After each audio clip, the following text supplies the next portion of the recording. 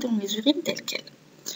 Alors, quand on parle d'acidité tubulaire, ça veut dire que les mécanismes qu'on vient de voir sont perturbés, que le rein n'arrive plus à réabsorber les bicarbonates, que le rein n'arrive plus à éliminer les ions H+. On va partir de cette évidence. Pour pouvoir avancer, on a une acidose métabolique. Pour pouvoir avancer dans notre diagnostic et évoquer une acidose tubulaire, il faut absolument calculer le trou anionique. Le trou anionique, c'est quelque chose de très simple. En fait, c'est une balance entre tous les cations d'un côté et les anions de l'autre. C'est-à-dire qu'on va faire Na plus K entre parenthèses, moins chlore plus bicarbonate entre parenthèses. La norme du trou anionique sanguin est de 16 plus ou moins 4 millimoles par litre.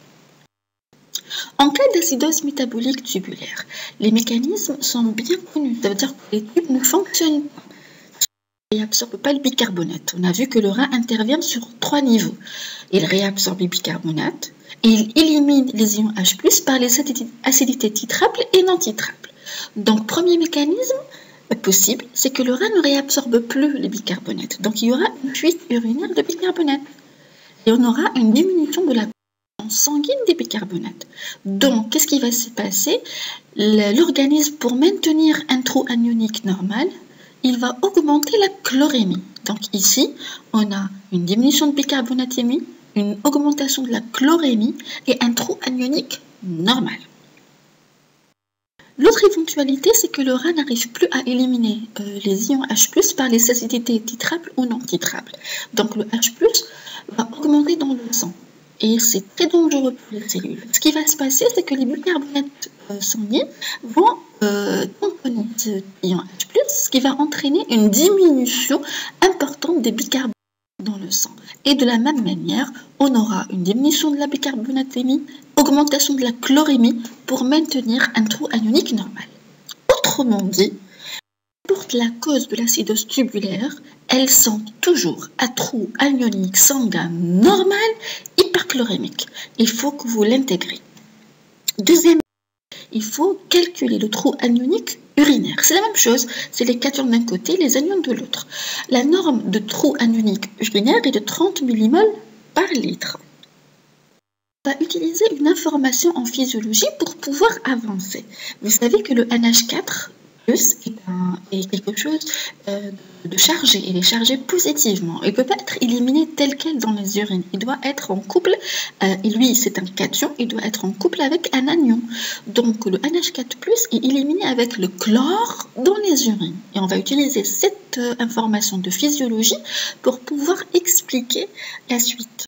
Donc, si l'acidose est extra-rénale, ça veut dire que le rein a un fonctionnement tout à fait normal. On a une acidose, le rein, automatiquement, il va augmenter l'excrétion des ions H+. Il va l'augmenter grâce aux acidités non titrables. Souvenez-vous, les acidités titrables ne sont pas modifiables.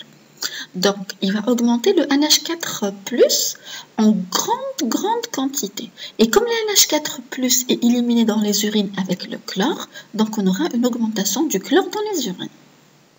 Par contre, si l'acidose est d'origine rénale, le rein ne va pas réagir normalement. Il ne va pas augmenter l'excrétion des ions H+, et le NH4+, ne va pas augmenter, il va même diminuer. Et dans ce cas, le chlore dans les urines va aussi diminuer. Donc on va utiliser cette information, le trou anionique sanguin. Le chlore, lorsque l'acidose est d'origine tubulaire, le chlore est très bas, parce qu'il n'y a pas la production de NH4+. Ce qui va donner un trou anionique urinaire positif. Donc, il faut intégrer dans votre tête. Lorsqu'on est face à une acidose métabolique, on va tout d'abord faire un calcul du trou anionique sanguin et un trou anionique urinaire. Si on trouve le trou anionique sanguin normal hyperchlorémique et le trou anionique urinaire positif, on est devant une acidose tubulaire. Maintenant, on a évoqué le diagnostic, il faut avancer plus loin, puisque les acidoses tubulaires, c'est tout un livre, c'est tout un chapitre. Comment on va avancer? On va tout de suite aller vérifier la qualité. Le versant hypocalémique, on va évoquer deux diagnostics, l'acidose tubulaire proximale type 2 ou bien l'acidose tubulaire distale type 1.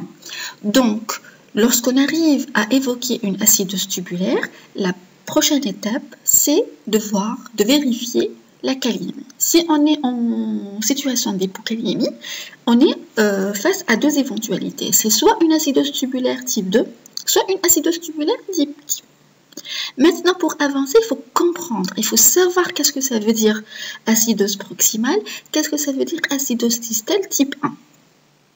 Tubulaire type 2, la proximale. Alors pourquoi elle est type 2 alors que c'est le type proximal? Tout simplement parce qu'elle a été découverte après l'acidose tubulaire distale type 1. Donc, par définition, le trou anonique sanguin est normal hyperchlorémique, le trou anonique urinaire est positif. Ce qu'il y a en plus, c'est qu'il y a une association à l'hypokaliémie. Acidose tubulaire proximale, on sait tout de suite que le problème est au niveau proximal. Et au niveau proximal, qu'est-ce qu'on fait? Le rein, qu'est-ce qu'il fait en priorité par rapport à l'équilibre acido-basique? C'est la réabsorption des bicarbonates. Donc, ici, c'est la réabsorption des bicarbonates qui est perturbée. C'est cette pompe-là, souvenez-vous, la pompe Na bicarbonate basolatérale, c'est l'absorption des bicarbonates couplés au sodium qui est défectueuse. Donc, lorsque l'acidose tubulaire proximale est génétique, c'est cette mutation-là qui est la cause. C'est une mutation récessive portée par le chromosome 4. Donc voilà, je sais que pour vous, apprendre les mutations et les chromosomes, le nombre de chromosomes, c'est difficile.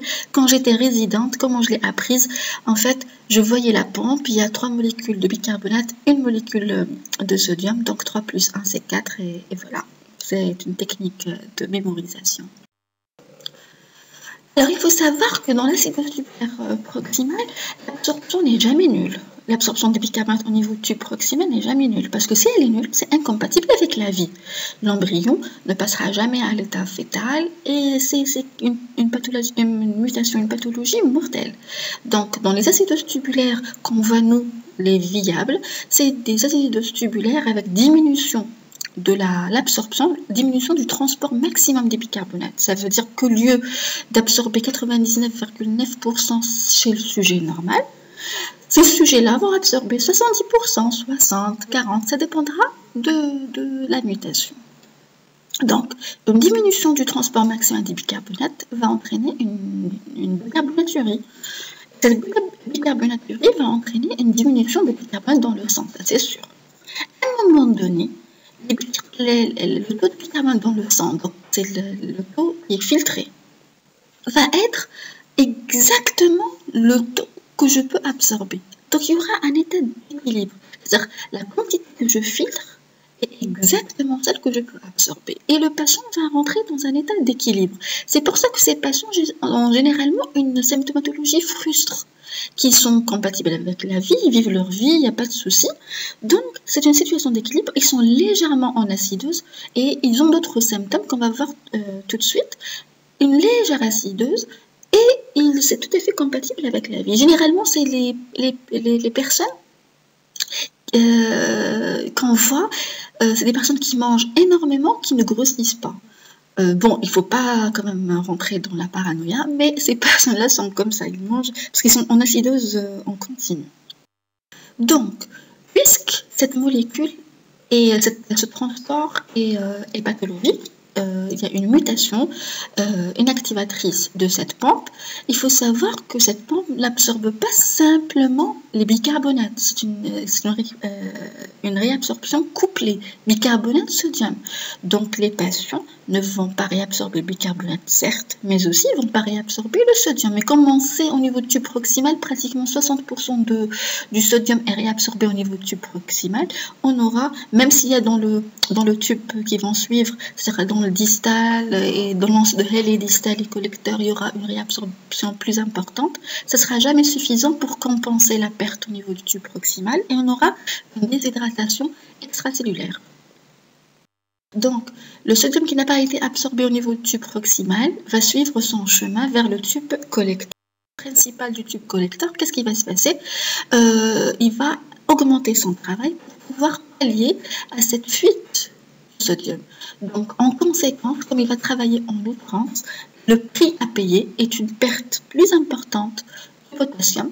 Donc, on aura une hypocalémie. Certes, il y aura une perte aussi d'ion H+, mais pas suffisante pour compenser l'acidose. Au total, cliniquement, on a une hypovolémie puisqu'il n'y a pas l'absorption au niveau du tube proximal. On a une hypocalémie parce qu'il y a une trop grande quantité de sodium qui est délivrée au tube collecteur. Et en état d'équilibre, on aura un pH inférieur à 5,5. Donc c'est un état d'équilibre. Et les bicarbonates filtrés sont exactement dans le taux où le tube proximal peut absorber. Généralement, les patients sont légèrement asymptomatiques. Enfin, c'est des tableaux frustres. Voilà, l'acidose tubulaire proximale, elle peut être soit génétique, on a vu la mutation de la pompe bicarbonate de sodium, mais elle peut être aussi secondaire. Secondaire à plusieurs pathologies. Elle peut être isolée ou bien s'intégrer dans le syndrome de Fanconi. Le syndrome de Fanconi, c'est le dysfonctionnement total ou partiel du fonctionnement du tube proximal. Donc, il faut faire très attention. Il faut voir est-ce que c'est un Fanconi complet ou un Fanconi tronqué. Ce que je voudrais que vous reteniez pour votre vie de néphrologue, c'est que lorsqu'on est face à un syndrome de Fanconi, qu'il soit complet ou incomplet, chez un adulte, il faut tout de suite et chez l'enfant, il faut tout de suite évoquer la cystinose. C'est très très important. Ces patients-là, lorsque c'est secondaire, il faut traiter la cause. Lorsque c'est génétique, il faut traiter d'une façon symptomatique. Donc, on va donner des bicarbonates, juste une petite dose pour pouvoir baisser un petit peu cette acidose. Donner un diurétique diazétique, oui, donner un diurétique diazétique parce que tout simplement, il aide à la réabsorption des bicarbonates et pallier à l'hypocalémie avec les sirops riches en potassium.